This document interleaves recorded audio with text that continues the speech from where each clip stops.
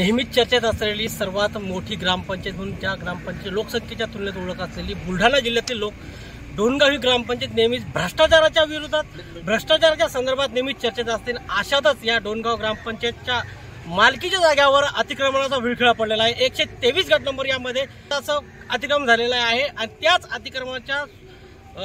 अतिक्रमण काढण्यात यावं या स्वरूपाच्या माध्यमातून मागण्यांसाठी डोणगावातील युवकांनी या ठिकाणी आमरण उपोषण पुकारलेले आहे।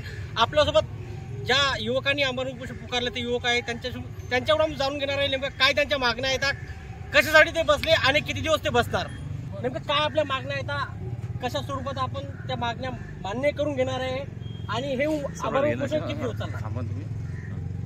काल 5 तारखेपासून डोणगावातील युवकांनी डोणगाव ग्रामपंचायत समोर आमरण उपोषणाला सुरुवात केलेली आहे। सदर आमची पहिल्या क्रमांकाची जी मागणी आहे की 1/1/2024च्या निवेदनानुसार कारवाई करणे बाबत की जी जुन्या 123 सर्वे नंबरमधील पडीक दवाखान्याची जी जमीन होती ती सर्व गावकऱ्यांच्या वतीने आम्ही शिव उद्यानासाठी मागितली होती आणि त्या संदर्भात आम्हाला ग्रामसभेचा आणि ग्रामसभेच्या मासिक सभेचा सुद्धा ठराव भेटलेला आहे। तरीसुद्धा त्या अनुषंगानं कुठली कारवाई झालेली नाही आणि त्याचा पाठपुरावा आम्ही वेळोवेळी वरिष्ठ अधिकाऱ्यांकडे सुद्धा केलेला आहे, परंतु अजूनही त्या अनुषंगाने ती जमीन आमच्याकडे हस्तांतरित झालेली नाही आहे आणि तेथील हस्तांतरित झालेली नाहीच तर तेथील अतिक्रमणसुद्धा निघालेलं नाही आहे। उलट त्या ठिकाणी काही लोकांनी गुरेढोरे बांधून अतिक्रमण केलेलं आहे, काही ठिकाणी कचरा टाकलेला आहे।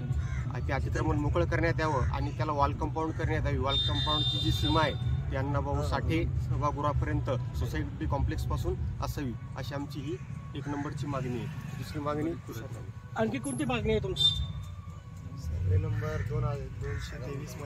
123 मध्ये असलेला जो ढोर दवाखाना आहे आणि ती जी मोकळी जागा ग्रामपंचायतची आहे त्यामध्ये काही लोकांनी मोठ्या प्रमाणावर अतिक्रमण केलेलं आहे आणि त्या कचऱ्यामुळे मागे एका नागरिकाचा तिथे मृत्यू पण झालेला आहे। तर ती जागा मोकळी करून द्यावी ग्रामपंचायतने आणि तिथे स्वच्छता राखावी हीच आमची विनंती आहे।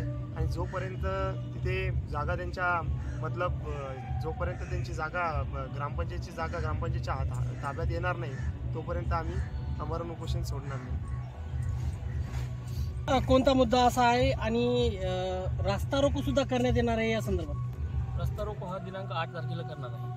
जर आमच्या मागण्या मान्य नाही झाल्या तर आम्ही रस्ता रोकोवर ठाम आहे आणि 9 तारखेला आमचा गावबंदचा इशारा आमच्या युवकांनी दिलेला आहे, त्या निर्णयावर सुद्धा आम्ही ठाम आहे। आमरण उपोषण किती दिवस ठेवणार तुम्ही? जोपर्यंत आमच्या सर्व मागण्या तात्काळ मार्गी लागत नाही तोपर्यंत आम्ही आमरण उपोषणावर ठाम आहे।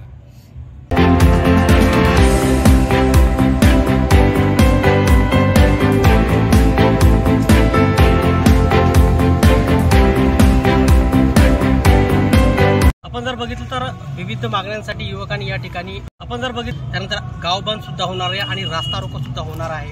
कुठेतरी या भ्रष्टाचाराला आळा घालण्यासाठी अखेर युवकांना रस्त्यावर उतरायचं काम पडलेलं आहे। सर्वात मोठी ग्रामपंचायत फक्त नावारूपालाच या डोणगाव मध्ये आहे। नेहमीच ही ग्रामपंचायत भ्रष्टाचाराच्या संदर्भात विविध प्रकारे चर्चेत असते, मात्र आता तरी हा भ्रष्टाचार मुक्त होणार का, युवकांना यश मिळणार का हे पाहणं आता तेवढंच महत्त्वाचं आहे।